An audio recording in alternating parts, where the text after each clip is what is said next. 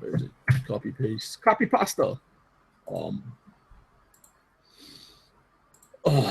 Rodrigo. I have no idea who Rodrigo is or where he's from, so I don't know if I'd be able to find him. Other than, however, how I already did.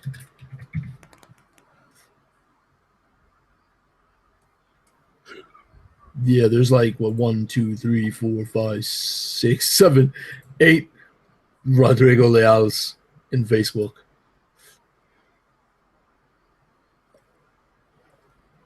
Yeah, I'm not familiar with that person. Sorry. Yeah, me either, unfortunately.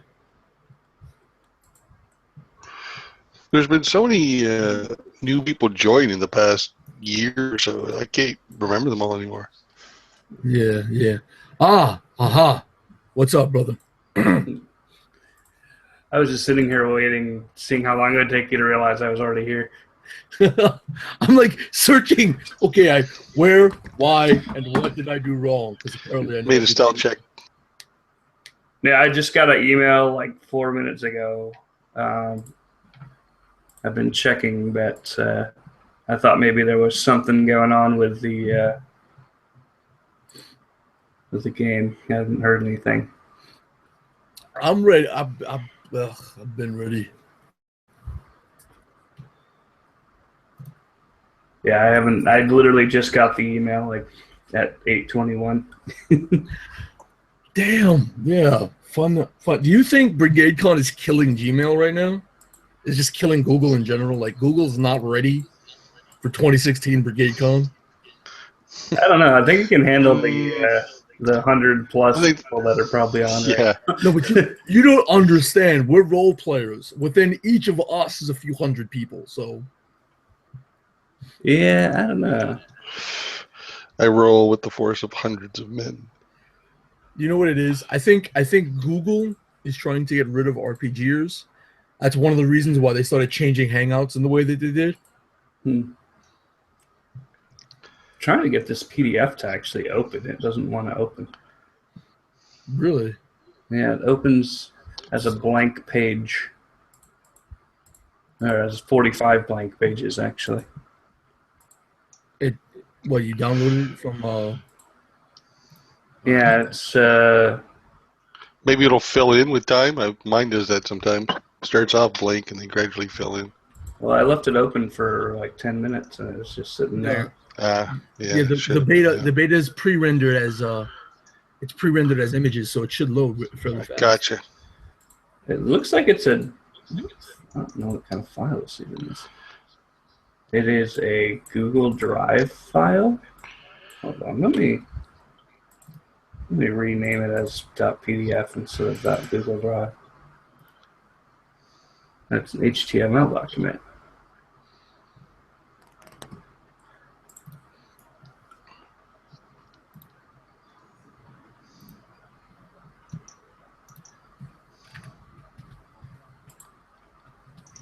Does this have the overlays in it as well?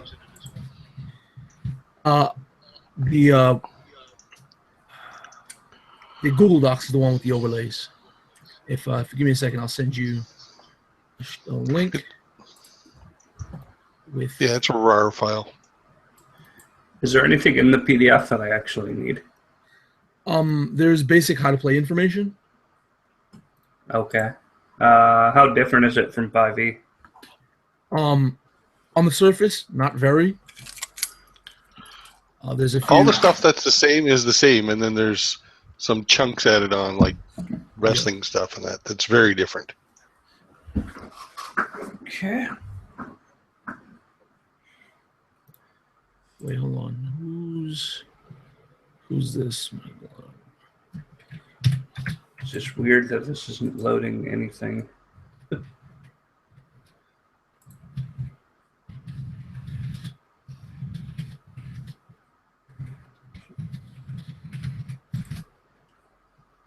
And who's got this now?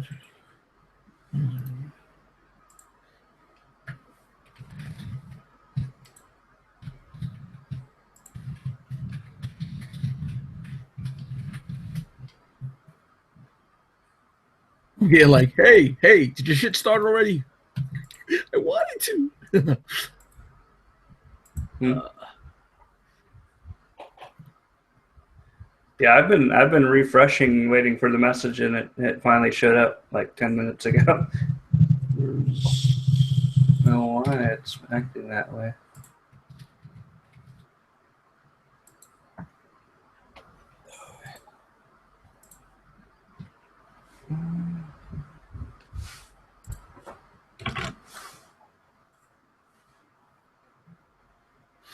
So this is the thing from drive-through that's not opening. I got it from drive-through. It's showing up as a HTML document instead of a PDF for some reason. Yeah, that makes absolutely that makes no Mine works. sense. Can you right click on it and then tell it to associate with PDF or change the extension and see if that makes it work? I don't know. I tried to convert it to a PDF and it didn't like me very much. I don't know if it downloaded it corrupted really badly or... It worked fine for me. I don't know. I'm the person that gets someone saying, well, that's something that's never happened before. So I find new and unique ways to cause things to not work, apparently. So that's same. What in the world is this?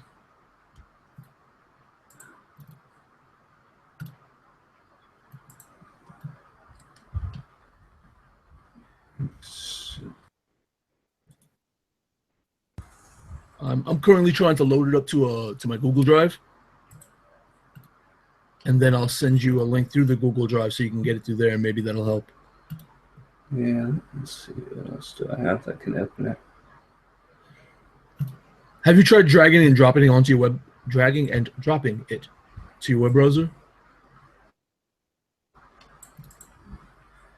Yeah, it does the same thing. It's 42 blank pages.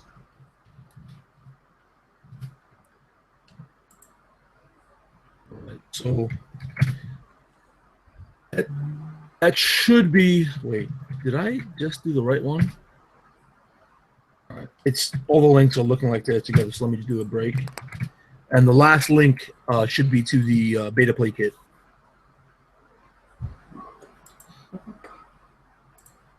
Okay. If and when we discover that you can actually read that one, I'll link you up to the actual pre-gen page, and you can select the pre-gen and overlay. Yeah, this is actually working here. This is a 140 something page document. Yeah, I don't know where the hell they got a 42 page document from. I don't know. I don't know what exactly happened there. Okay, so there's that one. I'll go over to here. As a matter of fact, I'll give you the whole thing for the folder. Share the link. Hurry, hurry, hurry. Hurry, hurry, hurry. Yeah, I know. Oh, let me just do another break. I hate how the chat works over here. Okay, so the under the break last link is for the one for the pre-gen page.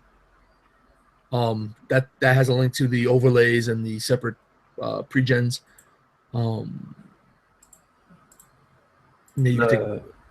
Let's see, Saturday morning. Tabletop beta kit. Okay, character sheets and overlays. All right. What's all is everyone playing as? I'm Bobak, a Yeti shaman. Okay.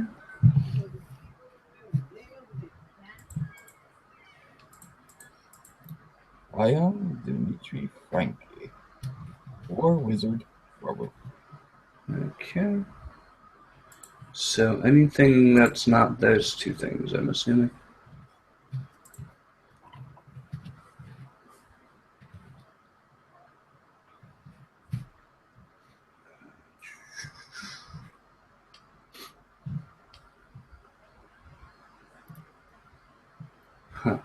Is anybody Deadbolt Lawman?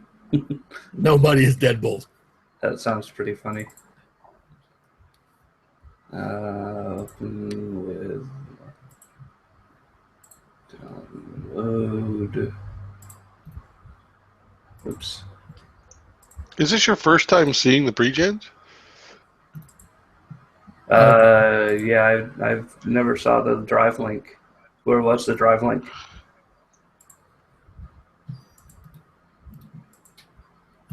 Well, I just loaded it up to the drive for you just now, because I mean, for everyone else, the drive-through one was working fine. So.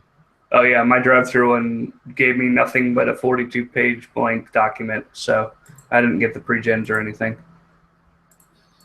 Yeah, that's insane.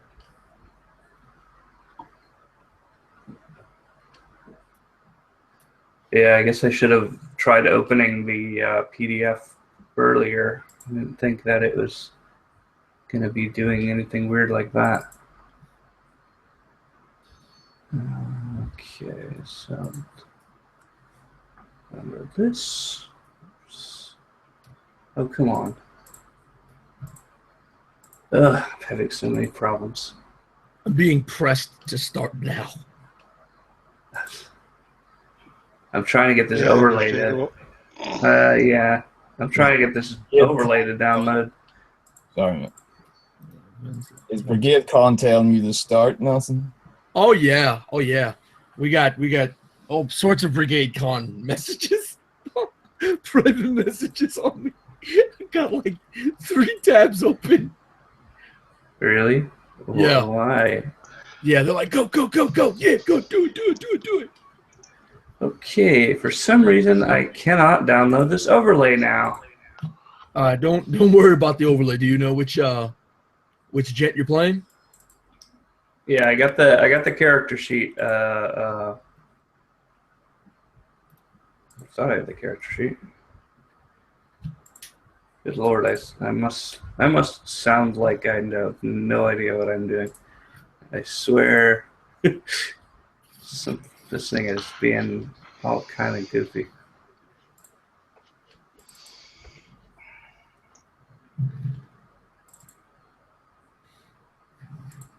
As long as you know which guy you're playing.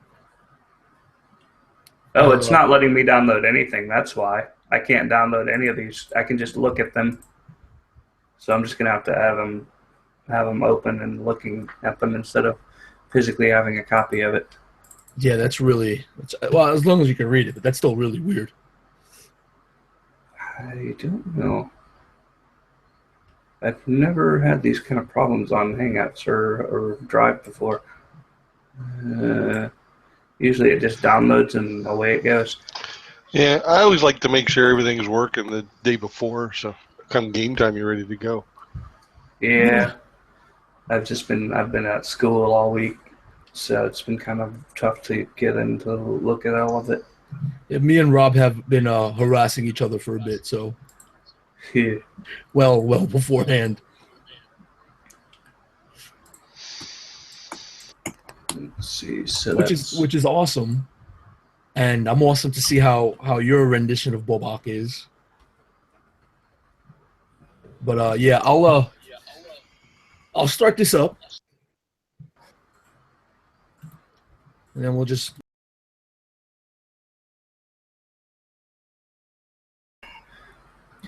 Hello and welcome back to Infinite Roleplay. I am, as always, Nelson. This is BrigadeCon 2016. Last year's of games. I apologize for the late delay, but Google loves us. It loves us. It holds us in its warm embrace and shakes us violently, constantly. But with that said, again, this is BrigadeCon 2016, all run by RPG gamers for the benefit of the next few generations of RPG gamers via Childsplay. So, hit that little donation widget and support Childsplay. You can find a link for that donation widget and little links below. And without further ado, because there's been enough of that, we'll go right into Matchstick. You, gentlemen, you find adventurers have been summoned to the town of Burtonville. Burtonville is, well, it's more a city than a town, but not very metropolitan. It's just grown rapidly over the years. It's pretty somber for a city, and there's been some concern from Burtonville's mayor. When you go to the mayor's office, which is actually large enough to accommodate Bobak, who is of quite magnificent stature, you go to the mayor's office, and he begins to speak. From the dawn of discovery, and from the screen share I'm about to do, from the dawn of the discovery of fire, people have been harvesting it, cultivating its power. Without fire, our nights would be cold. We wouldn't have any hot meals, or the hot baths for that matter. Over the countless years, we have used fire to propel our prosperity. From the cold, damp caves to well-lit and warm homes. But as in all things, there are malcontents, those that would twist and warp whatever they will to push their wicked ways and plague the innocent. 5 buildings in almost as many nights have fallen to this wickedness. While my constables debate, I have concluded it can only be arson, and I need your help. I just stare at him.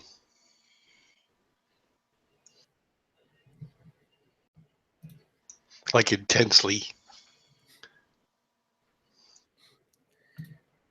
He rests his head in the crook of his hands. You, my friend, are large in stature, and I pray your generosity and heroism is a match.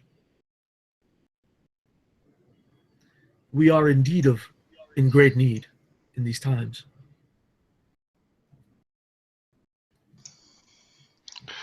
I am here because Saskat said I should be here, not because you summoned me. Tell us what need be done, and Saskat will be pleased. There seems to be an arsonist in my fine town, and this I cannot have. They have burned down, as I said, 5 buildings in almost as many nights. The first being McFadden's Toys, and poor Oscar had his life claimed. Fortunately, he has been the only one to have perished in this. You have spoken with the others? The other buildings that have burned have belonged to summer and winter trading. When they were set ablaze, there were no employees. They lost only their product. And they know this arson.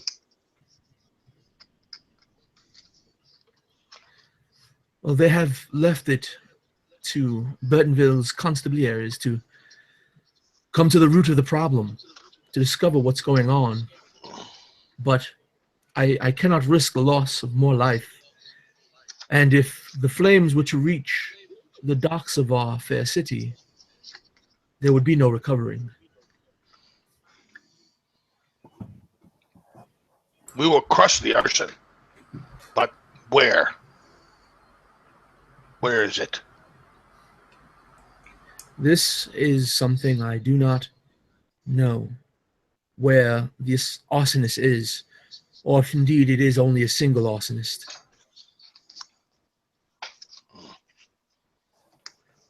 Must speak with others. Bobak not like speak. Bobak prefer crush. A man of action. He begins to lower his head a little bit deeper in his hands as he's resting his head in his hands. My father was a man of action, and my grandfather before him. Good men. And I pray so too are you. What are the nature of my companions here now? What do they look like? Deadbolt is actually a tinkered caretaker. He's a mechanical construct, a sentient mechanical construct. And as it says in there, he's a lawman, a gunslinger who goes about traveling and, dispensing law and justice as most heroes do. And Dimitri, as a matter of fact, how does Dimitri look? What form is he in right now? Dimitri is he's a well-refined, strong-looking male. He's wearing chainmail, and he's standing as a noble would stand. Did you say elf? Like, is he an elf? No, he's a human beast blood. Okay. So he can turn into a werewolf. Yeah, depending on whether or not. Go ahead. Depending on if you have wanted to been traveling with each other for any time, Dimitri can actually take one of three forms: his normal human form, a werewolf form, or an actual full-on wolf form. Okay. I'm going to look at my companions. I'm going to look at the construct, and then I'll turn to Dimitri. You talk. We go speak to other who have seen arson. Then I will talk. I kind of slap him on the back, sort of encouragingly. Dimitri just stutters forward and, thank you, Bullock. Thank you. Was anybody seen around the area at the time that this happened? According to the reports that have been given and discovered by the constables of Burtonville, they're debating as to whether or not it's been an accident or coincidence. Again, I said poor Oscar and his shop were the first to burn on the very first night. I would only think to start at the beginning, to visit his shop. It hasn't been too long. And what other locations did you say? Two of the warehouses, no, two. 4 of the other buildings were warehouses belonging to Summer and Winter Trading, the Summer and Winter Trading Company. He sort of starts trifling around with his desk and his papers, looking for something. He just gets a blank piece of paper. Where is dead victim's house? He's putting together a very quickly sketched map. So if you follow this path here, you can find McFadden's toys or what's left of the poor man's shop. He takes another deep breath in. His body was recovered already, but his shop remains in the state as it was when it was first discovered. If you go follow this path, this is the offices for Summer and Winter Trading. Unfortunately, only Mr. Winters is present in the city. Ms. Summer, she has been gone for some time on, I would assume, a trading expedition. While he's talking, I'm getting close and I'm like sniffing him. Oh, Mark, please. It actually doesn't bug the mayor out. And because I probably forgot to mention, the mayor is a fairly young man, especially as mayors go. You're usually seeing elderly gentlemen in office. He's pretty young. His name is Mayor James Hatfield Muttons. On the way in, you may have seen a very, very large, exceptionally large canine beast. One actually large enough for Bobok to ride as a horse. This thing is of that size, napping on the side of the building. And when Bobok goes to sniff him, he actually extends his hand, palm up, to allow himself to be sniffed. When Dimitri sees all this and sees the calmness in the mayor, he just backs off with no alarm or concern. So after he finishes giving the directions, I'm just gonna.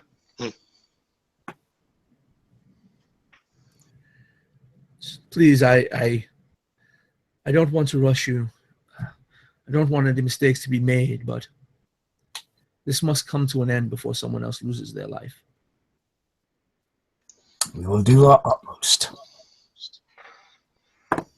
That guy sent me here for a purpose. I will see it out.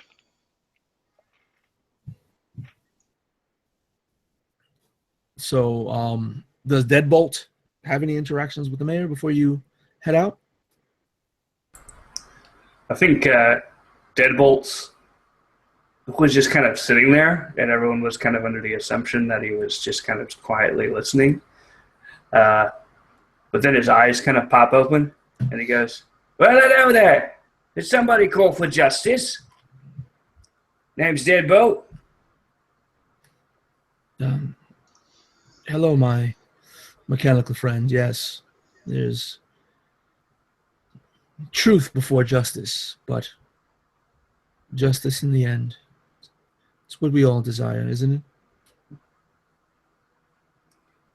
All right. What's the job? As if I hadn't been paying any attention at all. We know. We are going there now. All right then. Just tell me what to shoot.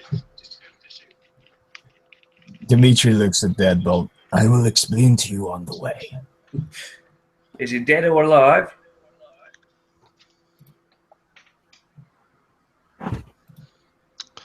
I go outside. So, Dimitri fills, on their way, Dimitri fills Deadbolt in. What? And after you get done explaining it, Deadbolt goes, "Right, could you just explain the part where everything again?" Deadbolt, how did you ever become a lawman? I think I got conked on the head. I got conked on the head in my last job. And you can see like there's a divot in the back of my head. Constructs kick concussion. You should see a tinker about that. I know. It seems your friend is suffering. While we all suffer in our own ways, I do believe if, he motions for the sketch of where to go back, and he'll start sketching some directions. We do have a member of the Gainer family here, fairly skilled inventor, Jenny Gainer. She's the owner and operator of Gainer's Gadgety Goods. If you were to go here and see to your compatriot, it would be most unfortunate if he were not at his fullest potential. Thank you very much, Mayor. Dimitri takes the paper and bows his head and walks to go out. I thank you. Burtonville thanks you. So, the three of you want to go to the shop first to get mended. What I need to get mended for? That bump you're talking about. I've got a bump. Yeah. All right then. So you guys head over to Gander's Gadgety Goods. Yeah, I'm not going to go in. I'm going to hang out outside, looking around, learning what I can from sniffing those that pass by. Yeah, the entire town, like the majority of its populace, all feel sort of somber and almost discontent with their own existences. They're all pretty quiet. They don't speak to each other in any sort of boisterous tone. Though while the city is populated with a great deal of people, they all seem to go about their day fairly quietly. No one really paying any of you much attention. Their heads are usually hung low between their shoulders. It's very gloomy. Except for when you get to Gander's Gadgety Goods. It's actually a pretty large shop. It looks like it's a shop attached to a warehouse. Be quick in there. This is not our true purpose. And it's almost like a biohazard zone. Nobody is going anywhere near this place. Like people are seeing it, looking up, scowling and lowering their heads, making conscious efforts to avoid getting anywhere near Gander's Gadgety Goods. Oh, these people have sticks so far up their bum it's coming out their mouth. If you enter Gander's Gadgety Goods, there is, of course, the sound of a ding-ding bell mounted to the door. And shortly after, that bell is met with a chorus and a tune from many other bells that are mounted to the wall. And you could follow back all the gears and sprockets, all other manner of thing. And out runs a fairly short, gnomish woman. What in the hell do you... I don't know you, do I? How can I help you? Standing beside Deadbolt. No, we are new in town. My friend here, Deadbolt, is in need of your services. Oh, well, don't believe the rumors you hear. I am a member of the glorious Gainer family, and us in gadgets and goods, we are the greatest. Please come in. So what seems to be the issue with your friend, if you know of one? Now this one's a little bit smelly. Oh, wait. This one talks a little funny. I don't know why they came here though. She turns to Dimitri. There's nothing I can do about personality. All right. So Bulbok is hanging out outside. Yes. He's not trying to squeeze his large form through this medium-sized door. Yeah, I think he said he was sniffing people out. Yeah. Yeah, he considers this a distraction to the real reason he's here. So, Jenny again reiterates, there's nothing I can do about personality. The Lords know, if I could fix someone's personality, I would have... Damn witches. Anyway. Dimitri smiles. It most certainly will help. You have no idea. They are trying to ruin me. Again, don't listen to the rumors. They yammer on. Good God, Marco, if you ever see Marco Winters, just cross the way.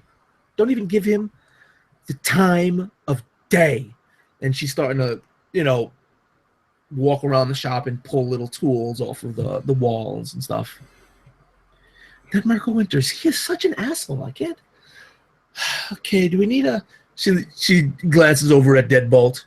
Is that a 5/8 or a 3/5? Well, might as well get both.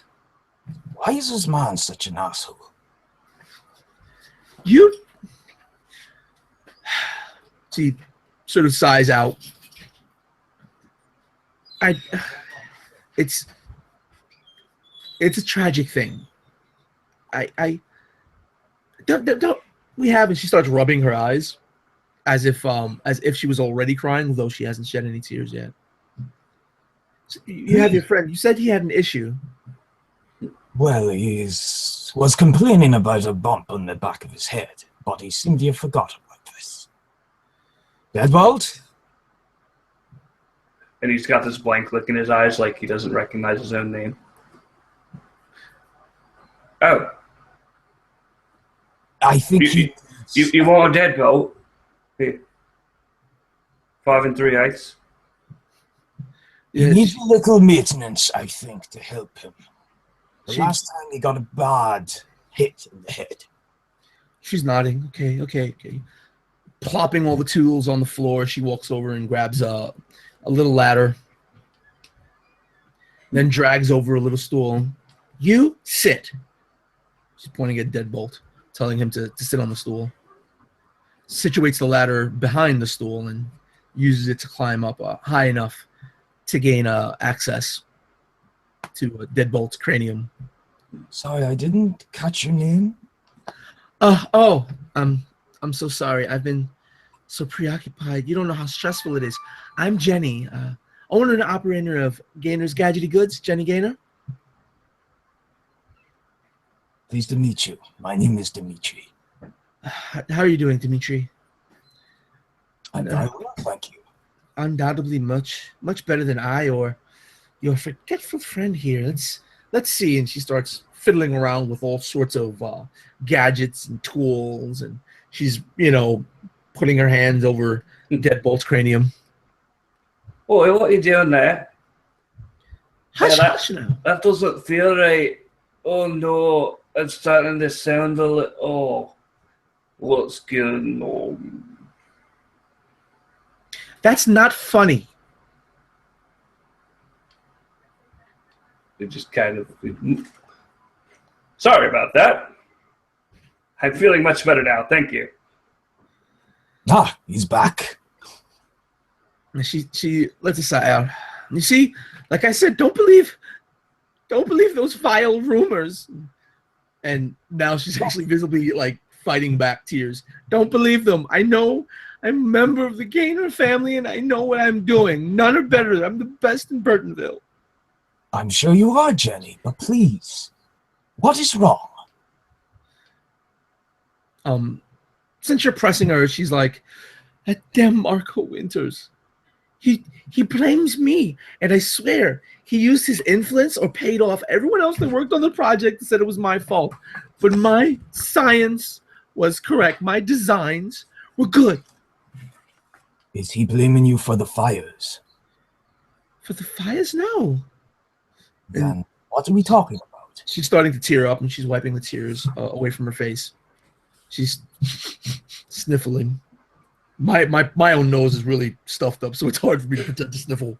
But she's sniffling, and she goes, "The Iron Horse." The Iron Horse. It was a steamship that they commissioned from me. It's a rather large team constructed it. Every last one of those lying snots all back Marco, and I swear it's his fault. He forgot to tell them how to work the Iron Horse. And something bad happened to the Iron Horse. It was lost to sea. Everyone presumed dead. And she's, wiping some more tears away. But I tell you, my designs were sound.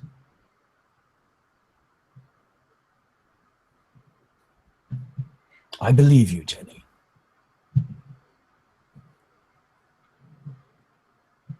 She's starting to clean up, trying to compose herself. She's doing that little vestigial fan. Yeah. Sometimes over dramatic people do.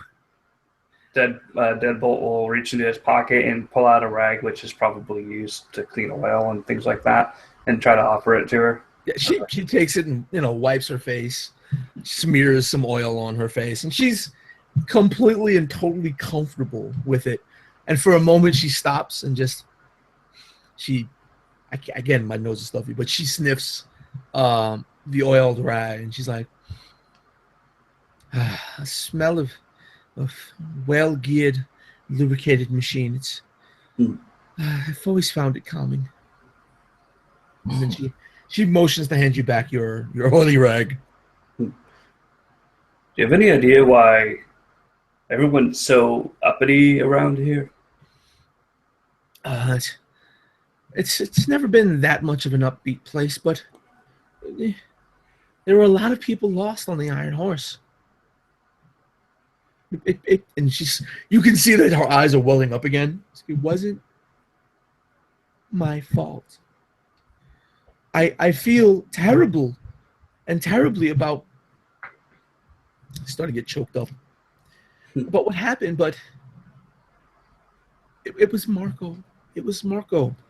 He swears that he understands gnomish technology, but he doesn't. He doesn't know his freaking brow from his bum, okay? Jenny, where can we find Marco? Marco Winters. He's one of the owners of Summer and Winter Trading. So he's there? She starts like moving and fidgeting around. Okay, listen, and she starts going through like directions about how many buildings to walk across, where do you make left and right turns to get to the office. But this information was already given to you by Mayor Muttons, and he scrawled it down on a piece of parchment.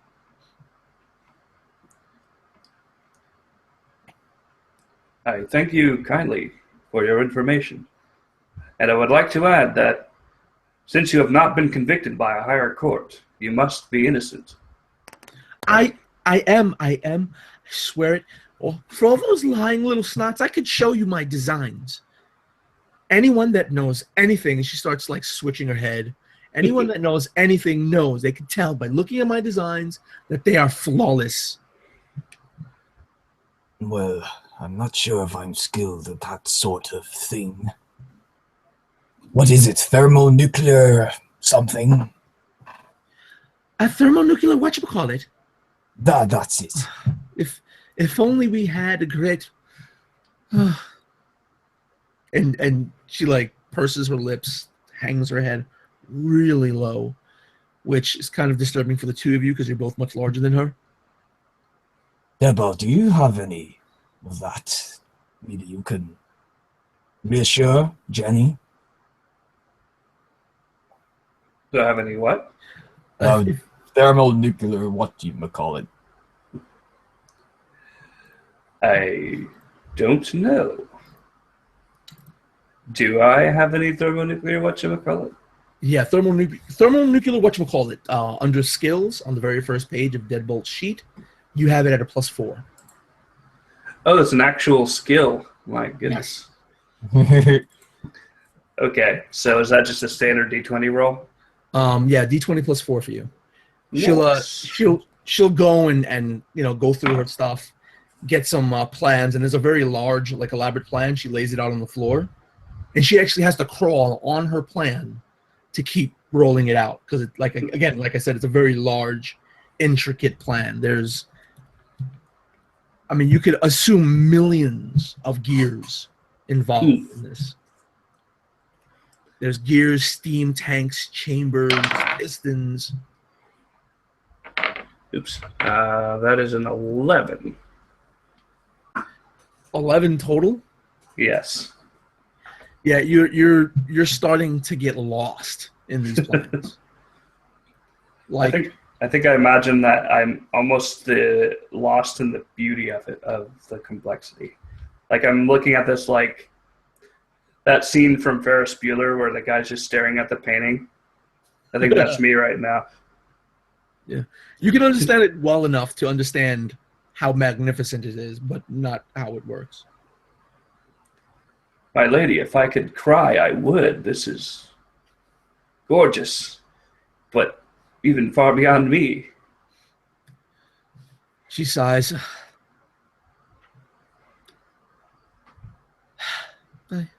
I understand. We gainers are gifted for the gadgets. Oh, indeed, and of course, if it was magic, I would have been able to try to help, but this is not my field. Well, if there's anything I can do for you, gentlemen, you've been kind enough to entertain me, at least for a bit. Oh, thank you, Jenny. She starts crawling backwards, rolling these plans back up. And Dimitri nods to Deadbolt. I think it's best we go now. I agree. So he walks outside. Onto stands with Bodak. Are you okay there, Bodak?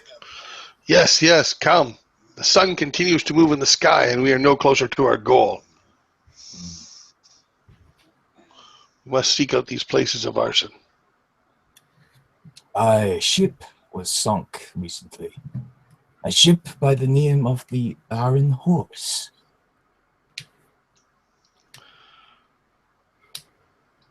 Why does this matter? If it's all connected, then it's sabotage. Yes, she We do mentioned not know something. that yet. We don't. I have only got my suspicions. She mentioned something Those- of Marco Summers.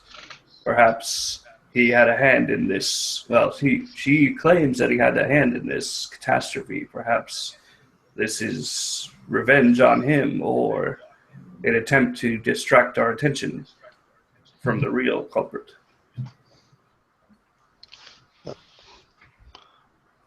His place is one of the places of arson.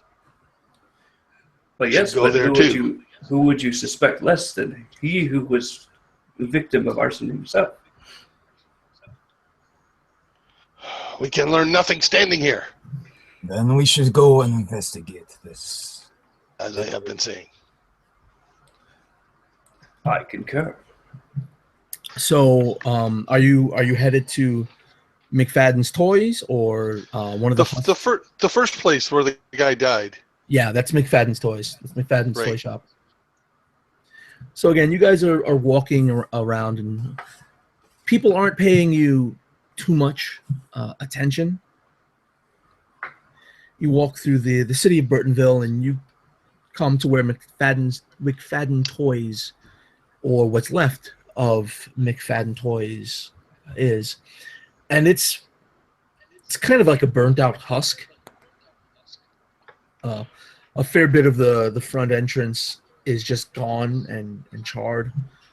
So, I mean, even Bobak can fit inside. There's no door needing to be squeezed through. It was burned pretty badly. The populace of this city, how varied are they in terms of race and stuff? Are they as varied as we three, or less so? A little less so, because you have the majority populace in this city is human, much like Dimitri.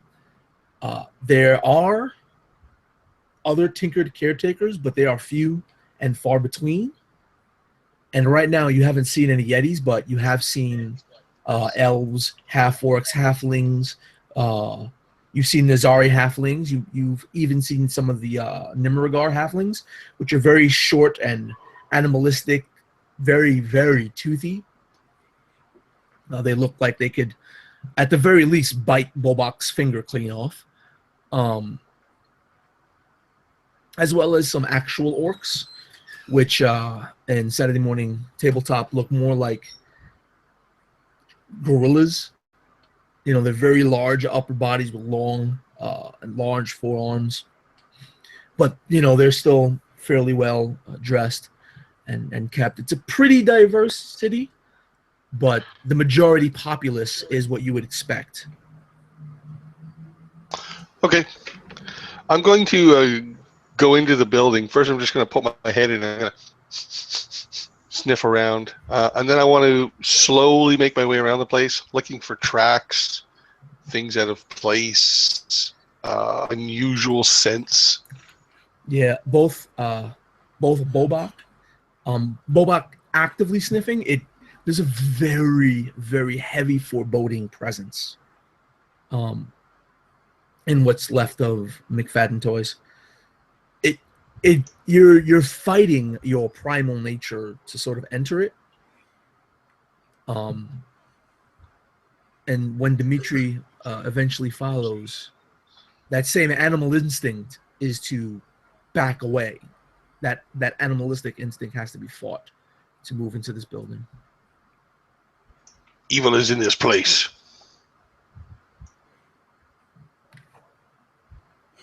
Looks more like fire damage to me. Ugh, you are blind even with eyes. I'm There's going nothing wrong to with my optical sensors. I'm going to walk around. I'm trying to get a sense if this oppression I'm feeling is equal everywhere, or if there's seems to be a focal point where it might be coming from. It definitely it gets harder and harder to move in, both physically and sort of instinctually. Your instincts are telling you not to go deeper into McFadden's toys. And if you would roll me a d20 and let me know if you want to use perception or investigation.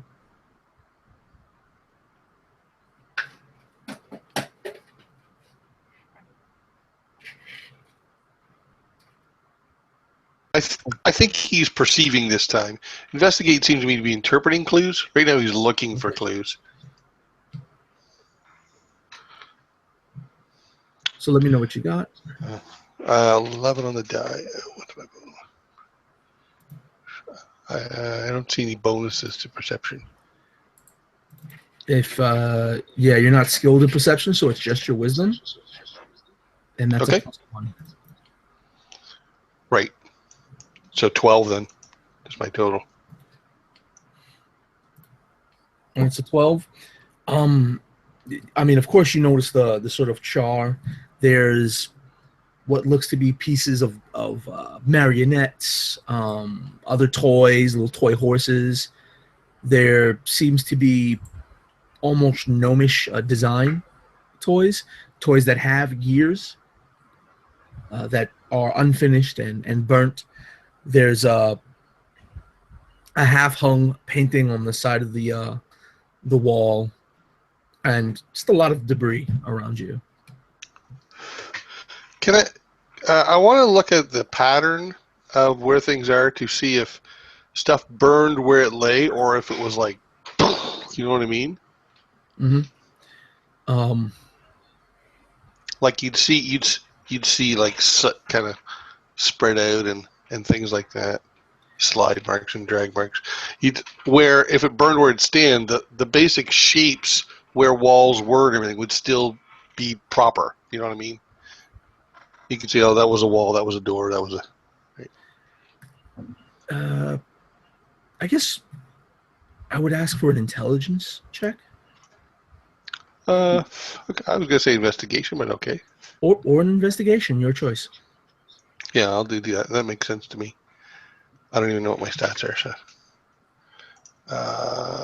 13. So I think it's a straight up 13. Okay, so you rolled 13? Yeah.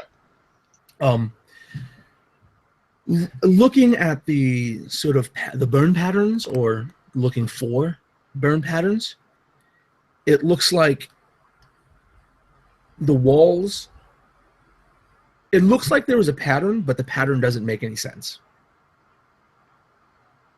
Some sides of the walls are burned more than others, and there's areas of the floor that are burned more than others, but it doesn't necessarily make any logical sense. Is the body of the person that died? I'm assuming that's been removed by now. Yes, that has been removed already. Can we look at where that was? Can we see where that was? Like there'd be like obviously a gap in the soot where people lifted up the body and footprints and. There's a bit of disturbance, but there's no real gaps. Like, this place has been really badly burnt down. Yeah, I just mean like the body was lying somewhere, and then someone picked it up and carried it, so there'd be like a spot left behind where it was. You know what I mean? There's actually not a clean spot on the floor. Well, you know what I'm saying. Just like, Yeah. and there'd be all kinds of footprints in one area. Like it would have taken 2 people or 3 people to get around it, and then make some sort of car lift them up, right, and then haul them out the door. To let you know that, like, out of character, there's not, and the reason there's not is because there was almost nothing left of the body. Oh, okay. Yeah, well, makes sense. Yeah, not much to carry then. Yeah. The I body, found a toe. you're basically walking on a lot of what the body was. Okay. Okay. Hmm. We need to find other places. We need to learn more. It's bad here. It's very I'm bad. going to step out of the gloom and oppression. It's bad here. Is that your expert opinion? Yes. Perhaps it is then. And I reach down and pull out my gun just to be safe. And Dimitri, as he's also surveying the place, he extends a hand to see if he can detect any sort of magical residue from, to see if he detect, There's definitely a trace of the arcane here. And he's bombarded by the same oppression, Dimitri? Yeah, the same sort of oppressive force. However, Dimitri's actually detecting magic as well. So in addition to that oppressive force, he's detecting the traces of the arcane. And is it stronger in certain areas? It is. And Further in we go, he said. yeah, it's stronger towards the center of the shop. The part that seems like it might have been burned the most, or the most uniformly. And if you would roll me either a straight intelligence or an intelligence investigation, I could give you more on that. Or Arcana, if you'd like. Arcana would make more sense. What is next to this building outside? There are other sort of like shops. There's a cobbler. Not necessarily like a blacksmith, a catch-all blacksmith, but there's a, yeah, but all I mean is there a gap in between, or is there a building like attached to this building? They're not attached, but if you're trying to make a safe assumption, the flames in here do seem kind of intense to not have burned outside. Yeah, total destruction of this building, and the building right beside is fine. Yeah. Very localized, yeah. I got a 25, Nelson. Okay. The magic, the first thing that pops out about the trace of the magic is that it was centralized in what seems to have burned the most uniformly. That area where it's burned seems to trace its way towards the exit, but the magic is swaying left and right. And the pattern of the swaying of left and right is matching the pattern of intensity on the walls of what was burned. Also, the magic, the magic is sort of drawing you into sort of pinpoints and pot marks. You discover a handful of parchments, papers, that, I mean, offhand you would think would be completely obliterated, considering the devastation inside of the building. But, under some of the soot and the char and other debris, you find these papers, and these papers are almost oozing magic in comparison with the trace amounts everywhere else. And there's patterns and designs that look like they are of an arcane nature. So as Dimitri is discovering this, he was tracing his hands along along as if he's making a pathway toward detecting all this magic and towards the parchments, finding these arcane parchments, and he picks them up. Yeah, the entire time carries you deeper into the toy shop, and again, the entire time that oppressive force, that heavy weight, that foreboding feeling is just growing in intensity as you walk inside. Is it As far as, is it getting so strong that it's uncomfortable? oh, it's been uncomfortable. You're fighting your animal nature. Yeah, It's almost overwhelming kind of thing. But someone like Deadbolt just not feel it at all, I'm assuming. Yeah, Deadbolt is not. Again, it's because Bobak is very primal and in touch with that sort of primal state. He's been constantly sniffing and searching, and Dimitri he actually has the blood of a beast, so it is that bestial nature that is causing this feeling. It's his two halves battling with each other. So Deadbolt just continues to be skeptical of all this. Like, what are you all so afraid of? The magical residue in this place is very strong and very disturbing. It's calling out to the beast in us, Deadbolt. Because you are blind, do not assume we are. Why do you continue to question the working of my optic nerve?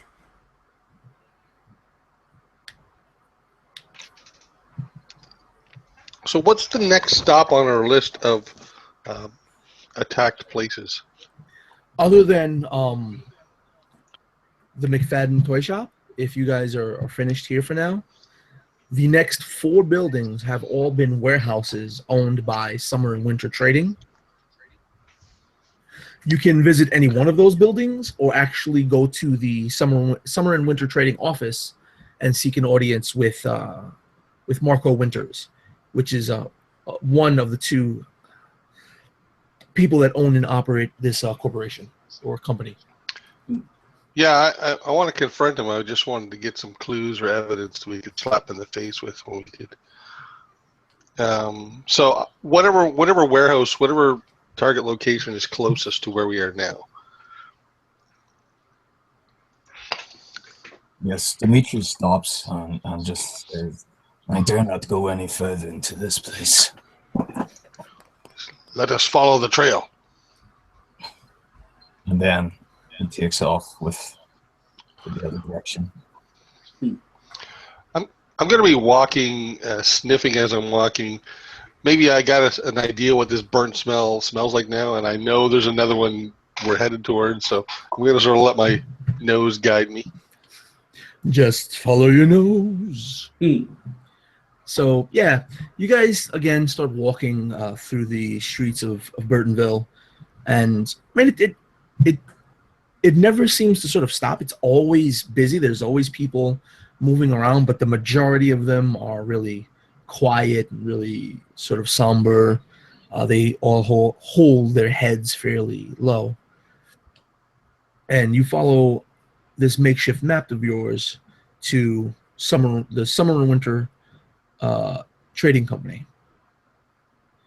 On the way over there doesn't seem to be any trace of that burn smell or that oppressive feeling. But I thought one of these places was also attacked by an arsonist. You're saying there's no burnt smell? The office wasn't. I thought you were heading to the actual office. No, I want some clues first before we go talk to. Oh, so you're heading to one of the warehouses? Yes. Yeah. Okay, my mistake. Yeah, that's why I'm sniffing for burn. Yeah, heading to the warehouse, before you smell any sort of burn smell, you get that similar feeling of an oppressive force. It's very faint, but as you grow closer to one of the burned down warehouses, that feeling grows as well. It's very, very discomforting. And, you know, had you not had access to higher brain function, you would probably not drawn this close to it. I sort of kind of like tap Dimitri on the chest. You can smell it too. A creature of evil that has moved from place to place, and one of fire. Yes, and it carries with its very dark magic indeed. And again, Dimitri lifts up his hand to sense the magic inside. Again, there's a trace form of magic, though it doesn't seem to be, while similar, the intensity of it doesn't feel the same. When you were inside of the toy shop, the intensity felt as twisted as that sense of foreboding that you got, that oppressive weight. The magic was very similar, but both of these magics are unidentifiable. Like, you have no idea from what school of magics these could have come. And again, there's a sort of swaying pattern to the magic. Is there sort of swaying that he knows it's what I know it's movement? You can guess, or you can roll an Arcana check. I'll roll an Arcana check. Oh, it's over here. Oh, well. Oh. That was a 2 + 6, so. Yeah. You just know that it just seems like it's swaying to and fro. And it's going throughout. If you follow the magic, it goes into the warehouse, throughout the sort of husk of the warehouse, and it exists outside of the warehouse before fading away to a point where it's too faint to detect. And there's a frown over Dimitri's face, and it's potent, but I do not know what school. What magic school? One does not need to be able to smell the magic. One can smell the stink of the evil. You're right. I'm going to continue towards this warehouse and see what's there. Maybe someone there we can talk to. Again, inside the warehouse, there's nothing but sort of burned down debris. The outside husk of the warehouse doesn't seem to be as damaged as McFadden's toy shop. And even the inside doesn't seem to be quite as violently damaged as McFadden's toy shop. Though there is a considerable amount of burnt debris and ash and char. And again, that sense of foreboding, but it's not as strong as it was when you were in McFadden's toy shop. So I have a notion that is Bobek has a notion that this thing is some sort of evil, fiery creature, magical creature, and as such, he's going to try and track it. You know what I mean? Via smells, maybe drift patterns in the ash, intensity patterns upon the wall, like where this.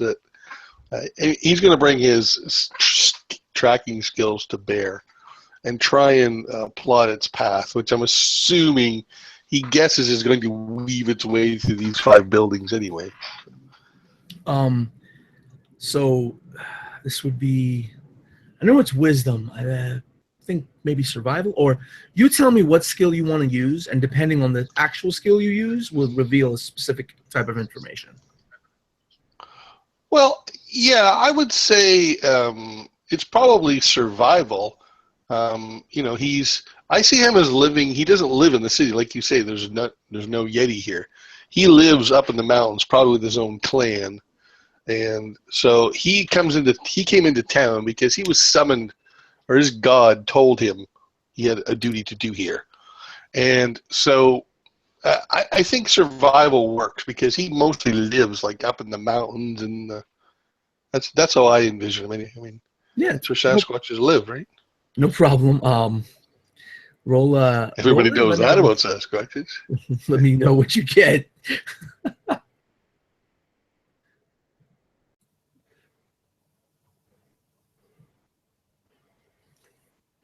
Oh, geez, I rolled a 2. A 6. Never mind.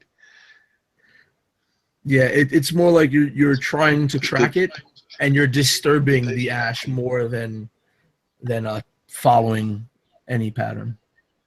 Well, I'm gonna. Oh, sorry, go on. But sorry, Dimitri sees that Bobak was trying to attempt something. What is your thoughts, Bobak? What were you trying to do? This is a creature, some sort of evil force. I do not know. Perhaps a spirit of fire, a spirit of evil. Yes, moving along one building to the next. Notice the buildings next door are not touched. This is no accident. This was with a purpose. I agree. If it is a creature, I can track it. If we can track it and find it, we can kill it. Maybe I can track it magically. I shrug at him. I will attempt Go it. ahead. And yet again, Dimitri reaches out, feeling with his arcane energies. So roll me an Arcana check to see if you can pick out anything more specific about the patterns of magic. 12. That's 18. 18. Yeah. So you can trace the sort of swaying, and rather than just like left to right, it seems to also be going high to low. Like it's jumping up and falling down to the left, and jumping up and falling down to the right, and stumbling about. It's a very odd pattern of this magic, and again, it matches the pattern of the burning. Yeah, yeah.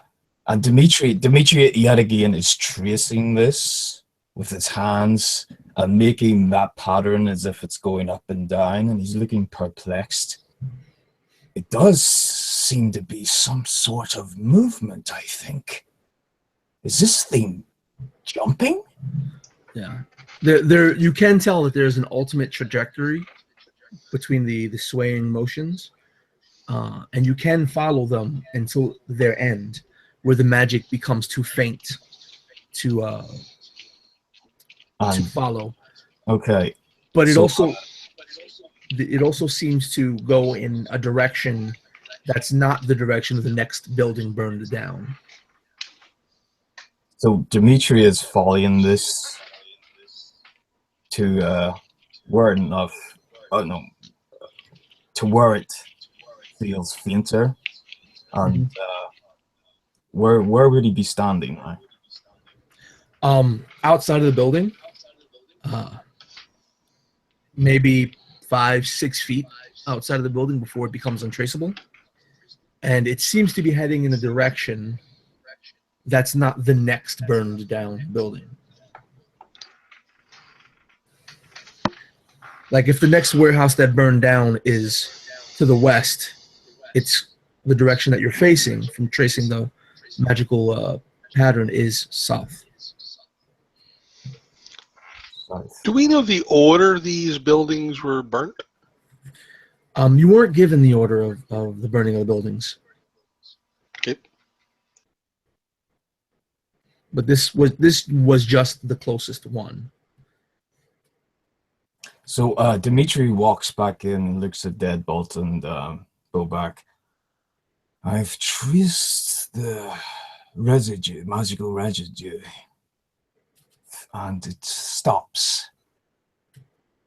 It doesn't point to the other buildings, but it points south somewhere. Perhaps this was the last place attacked. Possibly. Or the first. Do we have like a map of the area? A very rough drawn map, yeah.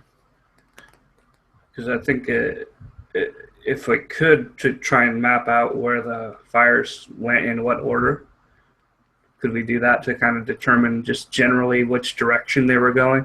If you're checking out this this quick scrolling of a map, it's more about key points than very detailed mapping of the whole area. However, it seems like this building is on the end of a line of warehouses owned by Summer and Winter. Though there are other trade warehouses, they don't seem to be touched. The one on either side has been skipped. There's another two Summer and Winter trading warehouses that are side by side that have been burned. And then there's a gap where there's another Summer and Winter warehouse.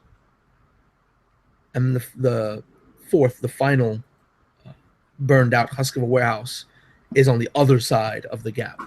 Like if the arsonist skipped a warehouse and then burned one on the side. Someone has summoned this creature and unleashed it upon someone it considers its enemy.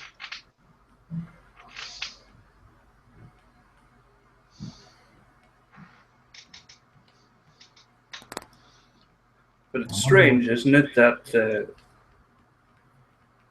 what was it, McFadden's Toys? Is that owned by the gentleman Winter and Summer?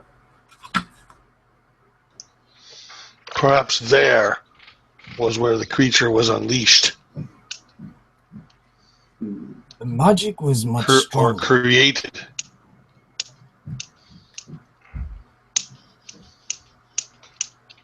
Yes, I see your point. Yeah, Let us Dimitri- speak to this Marcos then. Yes, maybe he knows more about it. Well, we're 0 for 2 on finding clues in warehouses, so. Well, I do apologize for my lack of smell and my ability to feel the heebie-jeebies. Yeah, as I said, we didn't really learn anything. All right, so let's head towards the office then. All right, so again, you walk through the city, the streets of the city of Burtonville, and it's populated, but most people aren't giving you the sort of time of day to look at you or run to you, or there's not very many boisterous conversations. They're kept at a very low tone, which makes it kind of evident that you're being followed.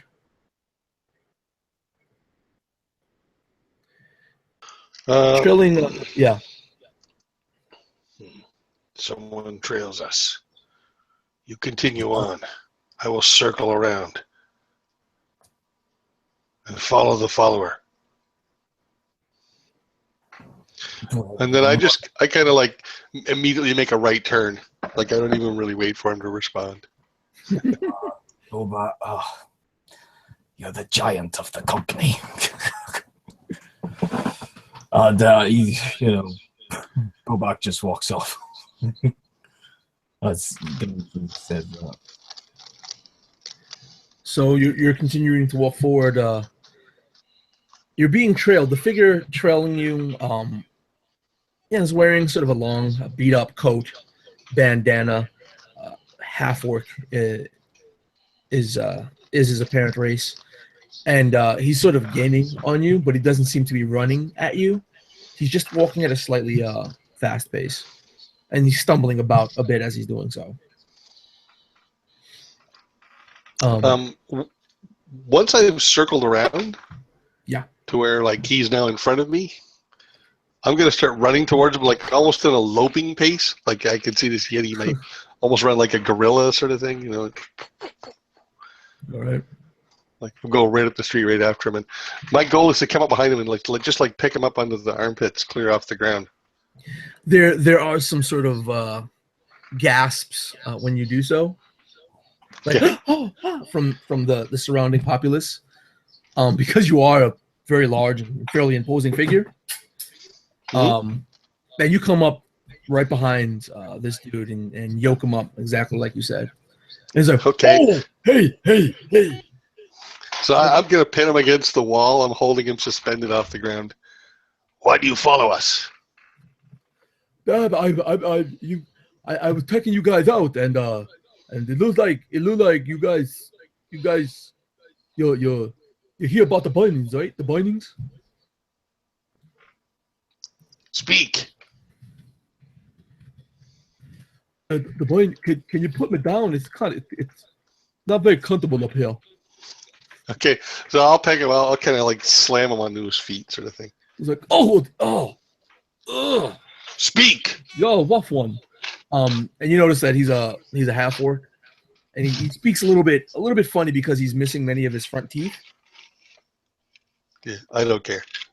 And look, I got some information, right? The name is Tommy. My name is Tommy.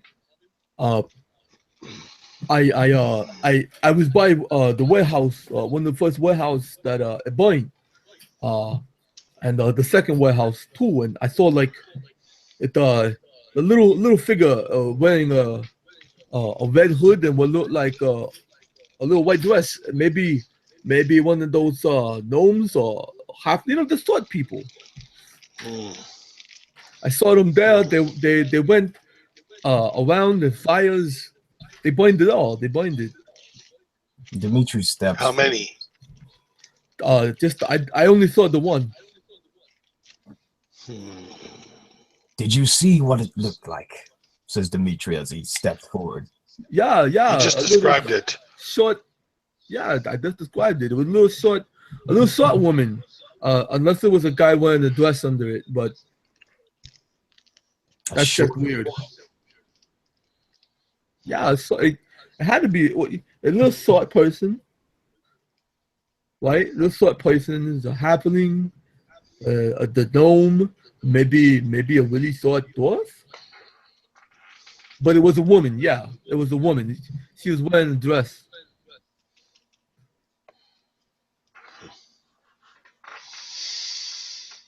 Was there anything else distinguishable about her appearance? He starts sort of rubbing his head. She was wearing a dress under a red hood. She was pretty dirty, but I just thought she came from the bad side of town. Maybe she did. I don't know, but she was a little bit dirty, and poof, everything up in flames. Did she happen to appear to be emotional to you? I wasn't too close. I didn't see the little woman's face. She is connected. We will continue on. We will look for her. She may be where we are headed. You seen her? No, we're looking for her. She sounds a little familiar. He starts straightening himself out. He's like, I hope you caught her because, I mean, this is my town too. You have proven useful, so I will not eat you. Okay. Your pen is starting to scare me. He's like, go before I get hungry. Yeah. Okay. Pleasure meeting you. Yeah. Okay. He's like really uncomfortable at hearing that. So he's sort of backing away, but he doesn't turn around. Now, once he's gone, I'm going to look at my companions. That was a joke. I'm glad to hear it. Oh. I don't have a very good sense of humor. I was actually prepared to shoot you if you were going to eat that gentleman.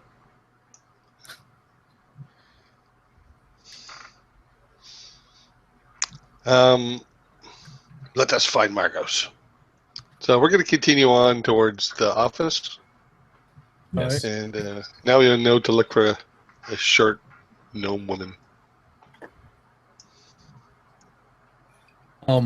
So you guys make your way towards the Summer and Winter Trading Company main office. It's in a, it's in the general district where you are. There's other trading companies, the offices and warehouses of other trading companies. Again, Burtonville is a very, very large town. It's basically a city with an enormous dock because there's always, shipments coming in and out, things being delivered, things being sent out. It's actually a very busy city. You get to the door of you get to the door of Summer and Winter Trading, and who leads this? Who's the first one at the door? I'm going to walk up to the door, but I'm not going to go in. I'm going to take a step to the side. I'm going to pat Dimitri on the back. You talk. I will talk. So, don't want to eat anyone. Dimitri, you get to the door, and it was a joke. Yeah. Summer and Winter Trading isn't really accommodated for someone of Bobak's size. I'll make do. Yeah.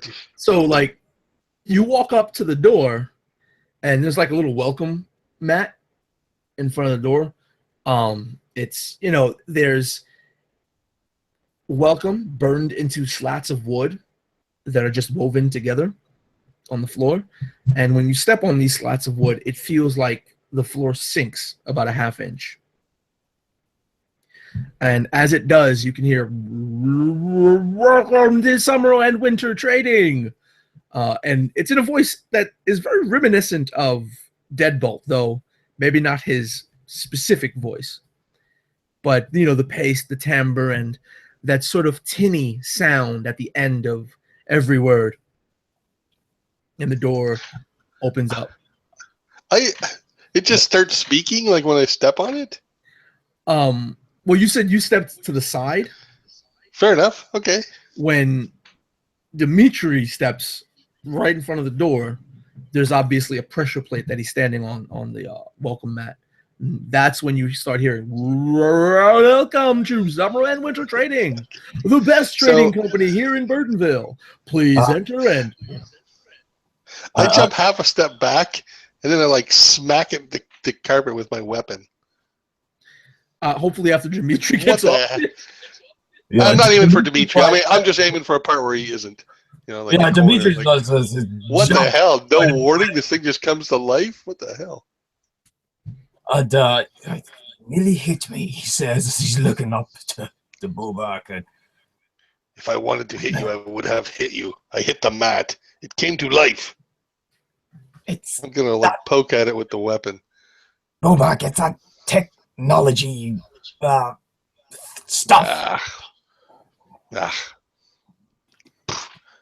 I stand up. So, but when I go in, I don't step on the mat. I step over it. I'm glad you don't do that to me every time I talk. Yeah, the door is really only situated for medium-sized or smaller people, so Bobak has got to squeeze through, but he does. He manages. If I have to, I will, knock off a little bit of trim here and there. I'm okay with that. I'm guessing since it takes Bobak a little bit longer to get through the door than his allies, it's enough time for this young frost goblin man to rush to the front. Whoa, hey, don't watch. Mind the gears. It's a delicate technology. There's a lot of intricacies going. Please, fella, just take it easy. Should be bigger. And when I say frost goblin, he does look goblinoid in nature. Large eyes, large, almost hook nose. His skin is completely blue. He has a top hat on and yellowish hair. And his eyes seem to be two different colors, which is very indicative of frost goblins. How tall is he, roughly? About 5.5 feet tall. All right. So I'm gonna walk behind him, towering over him. And, There's like, not that much room for you to tower, and you've got to like literally crouch to get around in here. Fine. That's fine. I'm basically I want to kind of crowd him a little bit from behind, and I'll point at Dimitri and I'll say to the frost goblin, "Talk to him." Yes, that usually is why people show up at my fine establishment here. Usually they don't come so close as to damaging some of the goods here. The gears and gadgets here in my office are very I expensive. could It take takes my quite a long finger time and to- just kind of thunk him on the head. Stop talking. Mind the hat. Mind the hat. I had to have this hat custom made. It's not very easy to find something to fit my head so well. It's the people complain Smack. about the I'm ears. just gonna like smack him on the ear. Stop talking. What? Listen. What is your problem? Stop talking and listen. Could you tell your So I'll give Let us- Dimitri. could you tell him to go ahead. stop? Let us all calm down. Demetri just gives this look to Bobak. Deadbolt leans into Bobak and goes, "Oh, I get it. The old good cop, bad cop routine."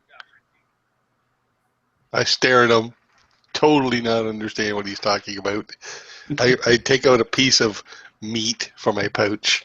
It's a meat on a bone. I'd identify what its source might have been. I'm just going to eat right over this frost goblin. Not to be rude, just to intimidate. Yeah, well, to the side and tries to. I'm kind of adjust like, his you know head. what I mean? Like, I just kind of sort of just hemming him in a little bit. So he, Could you just like your friend here is a bit disruptive. With, listen. mind the gadgets, please. Shut I take up great and pride in listen. I've. It's hard to hear over the chewing. I'm sorry, I'm but going to raise my hand to backhand him again. wait, listen, look. Shut if the up. chewing were to just, I can't hear above the chewing, my friend. All right, smack. I'm a barbarian, man. Like, this dude's pissing me off. Shut up. Could you tell your friend to stop doing that? He takes off his hat and starts rubbing the top of his head. Shut up. Listen, Dimitri. Yes, Bobak, stop hitting him, please. I take it you are Marco Winters.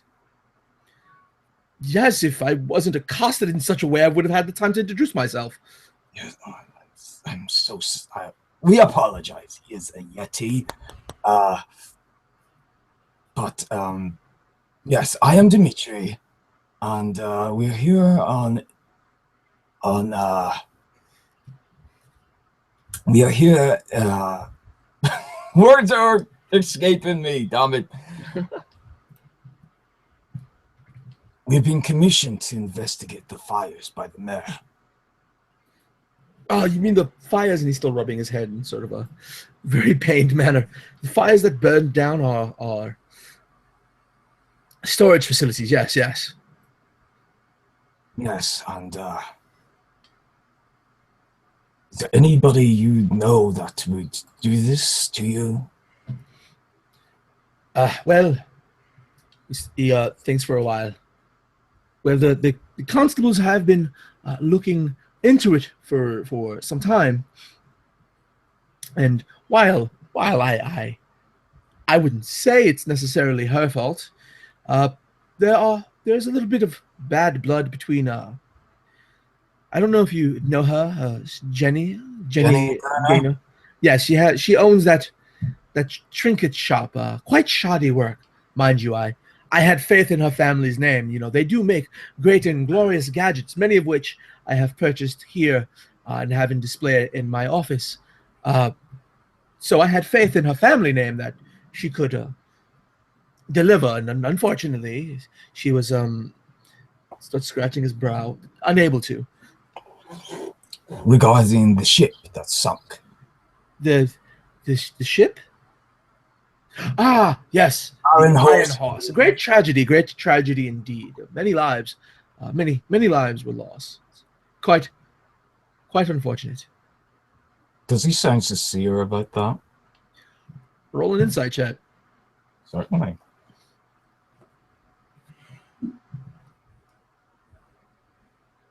Yay, I got a +3, yay!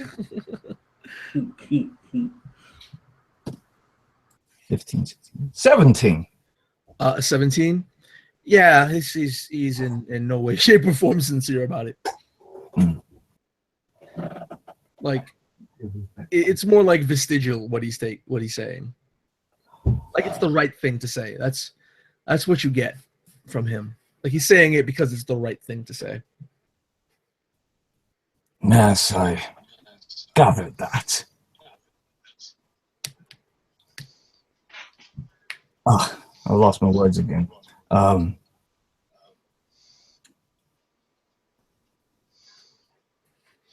Her work, Jenny Garner's work looks exceptional.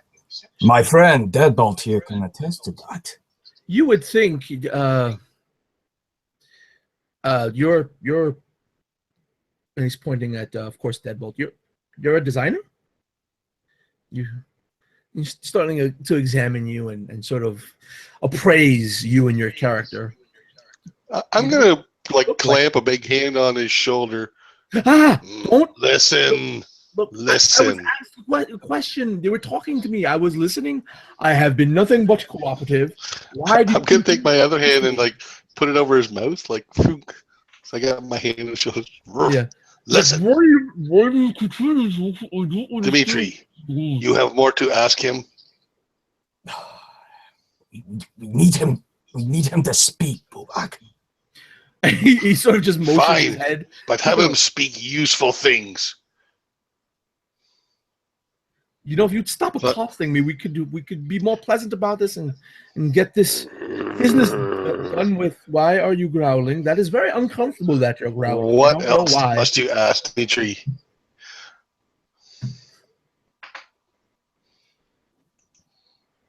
Deadbolt, what do you want to ask?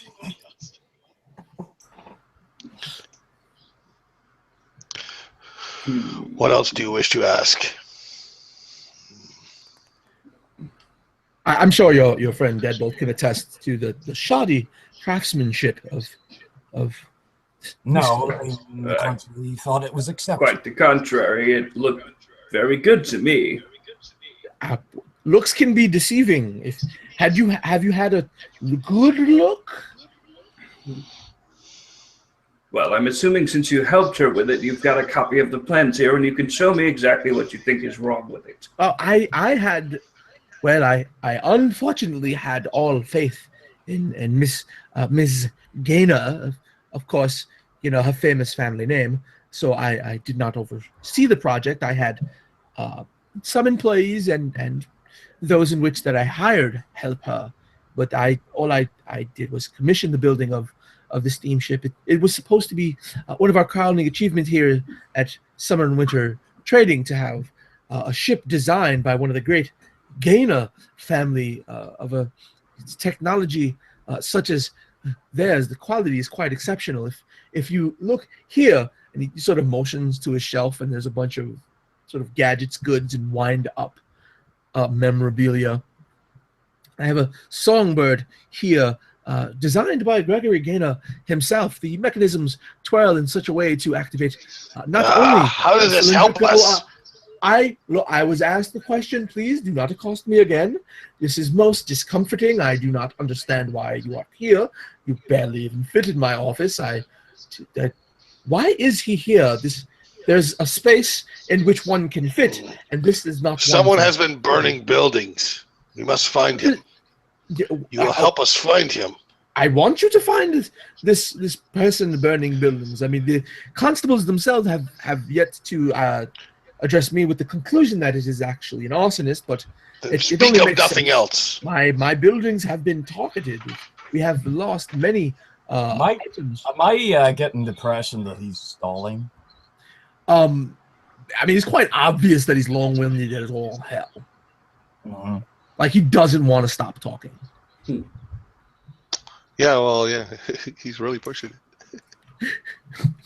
Are you aware that the woman whose name I can't think of right now. The Jenny Gunner. gnomish woman, Jenny Gaynor. Jenny. Are you aware that she blames you for the Iron Horse incident? Of course she would blame me. I mean, it's with such a tragedy and workmanship as shoddy as hers. Of course she would not want to sully her family's name and not take responsibility for such. And he sort of puts his hand over his heart. Such a tragedy and loss of life. But it was indeed her. She didn't make the ship in a way that could survive in the open seas. I did inform her that I needed it for the open seas, for long distance travel, for travel without winds. As you know, most sail ship. I don't want to be accosted again. I'm answering the question. He asked me a question, please. I know you have trouble understanding these things, but I'm going to pick him up by the shoulders and then slam him down again. He's like, oh, my knee. When I tell you to be quiet, be quiet. You were just growling. I don't understand growling. I understand actual speech with proper diction and tempo. Right, so I'm going to grab his arm and I'm going to twist it behind him. He's like, I'm going to like make him hurt. I'm not breaking it or anything. I'm just like, he's going to shut up or I'm going to keep inflicting pain. He's like, look. Now listen. He's More actually going to try to yank his arm away from you. Oh, good luck. And that would be an opposed grapple check. Mm-hmm. Because he's actually strong enough to contest you. Okay.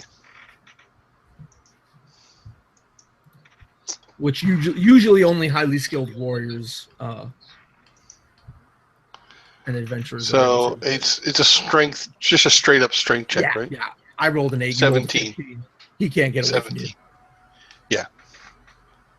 Listen. Just listen. Speak of nothing but what is important here. Do you understand? There's a great deal of importance here. Yes. What is important about the arsonist?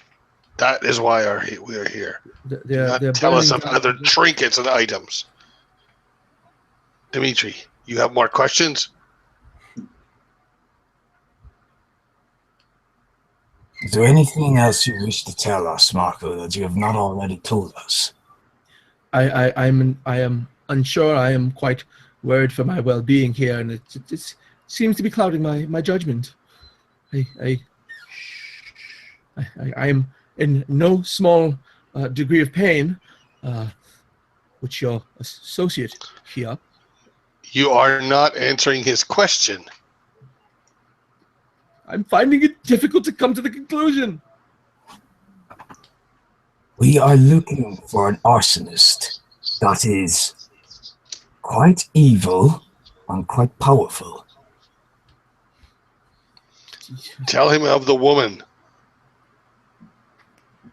There was a woman seen going from these buildings. A gnomish woman. Oh, well, that must be young Jenny. It fits the description well enough. That is too convenient. Well, you know what they say. The simplest, and he's a little bit twisted up because of how Bobak has him. The simplest answer to a question is usually the right one.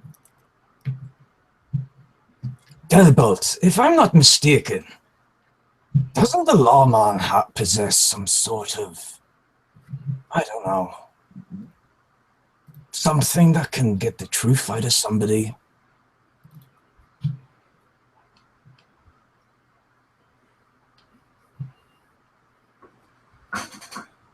Truth serum, you mean?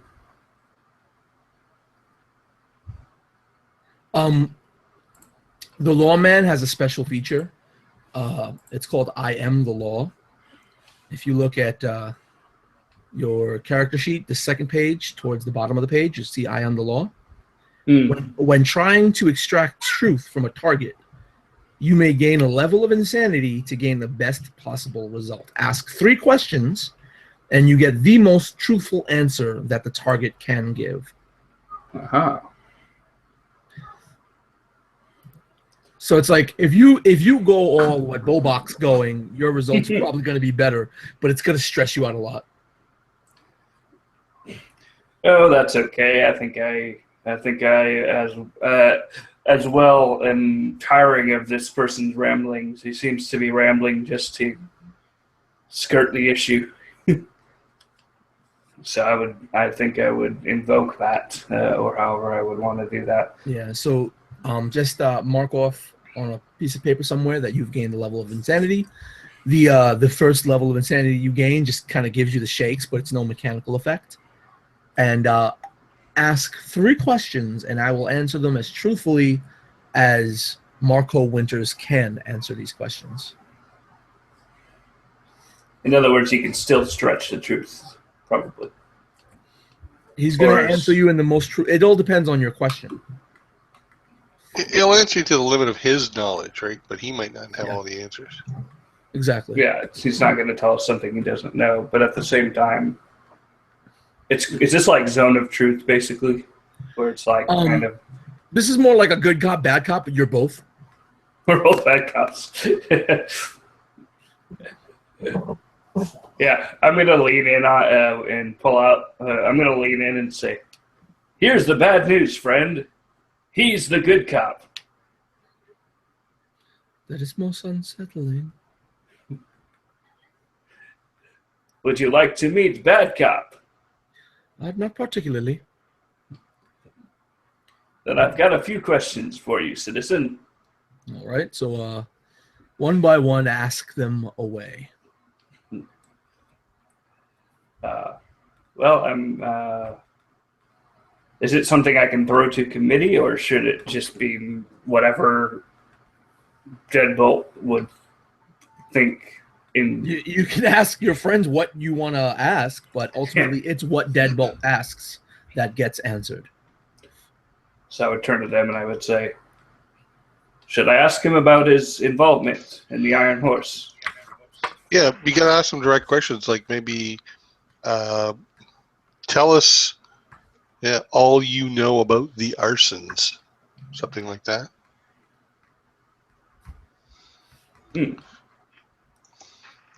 Yes, let's start with that. Tell us all you know about the arsons. Again, he goes, he's very long-winded.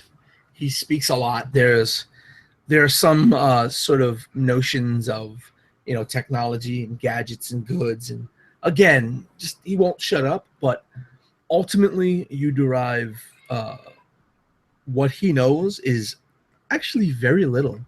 He doesn't know much about the arson.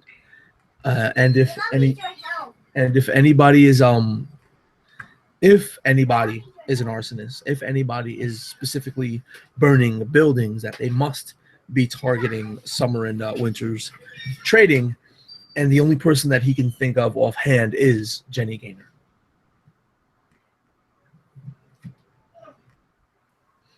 And that's the answer for question number 1. Ask him if he was involved with the sinking of the Iron Horse. Did you personally have any involvement in the sinking of the Iron Horse, including but not limited to design flaws leading to its demise? Again, he goes into another sort of protracted, long-winded chat. But ultimately, the truth that you gain from speaking to him and what he eventually breaks down and admits is that he couldn't understand the designs of the Iron Horse. And when he was instructing the captain of the Iron Horse how to for lack of a better word, sail, because it was a steamship, how to pilot the Iron Horse, how to use it, he neglected some details that he didn't realize he left out until well after the Iron Horse was already lost. So yeah, he's running her down, but she's actually the better crafts person, and she knows more than he does, and he was trying to steal her designs. And Well, he commissioned the building of the Iron Horse. He paid her to design it and help his people build it. All right, thank you. Help his people build it. It's quite obvious now in this line of discussion. He has the walls of his office lined with all manner of gnomish technology. Yes, my love. Thank you. Okay. Even though he's not a gnome. Even though he's not a gnome, he is obviously, if not enamored with gnomish technology, obsessed. Everything from what's on his walls to what's on his person. He has several items of gadgety goodness on himself, on his suit. You know, he's got a gnome crafted timepiece. That even his front door is ornamented with gnome craft technology. But ultimately, you figure out that he doesn't actually understand it as well as he would portray himself to. And it was really ignorance that sank the ship, and the ignorance was his. With that knowledge, Marco, you're going to rectify the situation and clear Jenny Gunner's name. But what is the third and final question?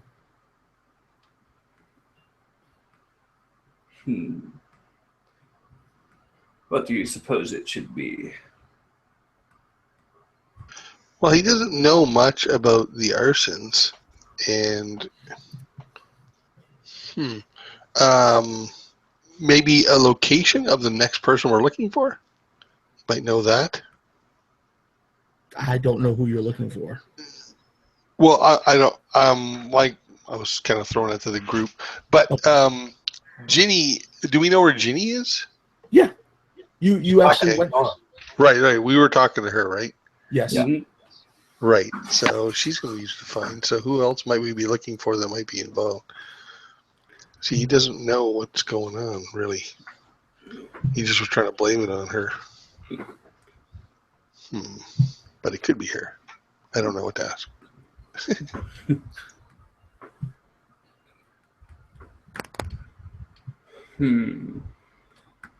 I don't know of anything else useful that he might know. There's this pause that they're all going like this. If this was like broadcasting the way it should, it would have been a perfect time to throw it to chat. Yeah. Yeah, I don't know why it's doing that. It's probably something just me being here. Well, no, I know it did it to John earlier, where he did his whole broadcast, but it wasn't streamed live, and it updated after the fact. Yeah, mine did the same thing. It only played the first 22 minutes, and then it stopped. And then after it was over, it played the whole thing. So, weird. It's a bad weekend to be on Google Hangouts, I guess. Yeah. I know things that I like to know, but I can't think of anything that he might know because he doesn't seem to know much. He's not involved.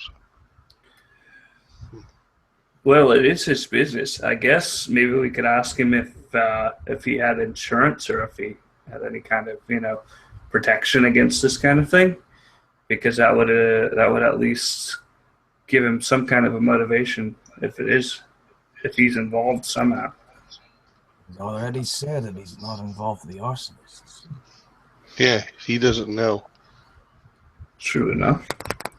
Maybe we should ask him where his wife is.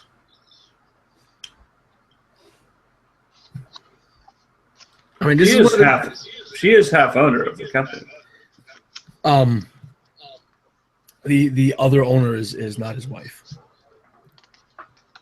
Oh, that's not Winters. Isn't the? She's Ms. She's referred to as Ms. Summer. Oh, Ms. Winters. Okay. Ms. Summer. This summer. His name is Marco Winter, and she is Ms. Summer. Gotcha. Scandalous.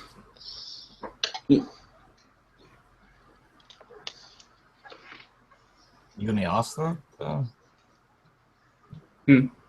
Yeah. What is this third question? He may have information even he may not realize, but it all boils down to what exactly you ask.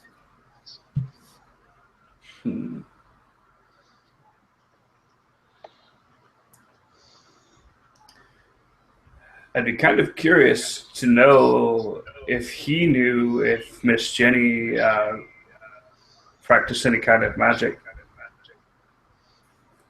If this is not quite the 2-hour mark since we did manage to start late, but if you do want to take a 5-minute break, run to the restrooms, get any munchies, drinks, and then mull this over in your heads, we can do that now.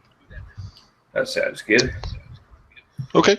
Are we planning on, is this going to be like a 4-hour session then? Or it probably, I always, I tend to make, I know you guys, I haven't played with you really before,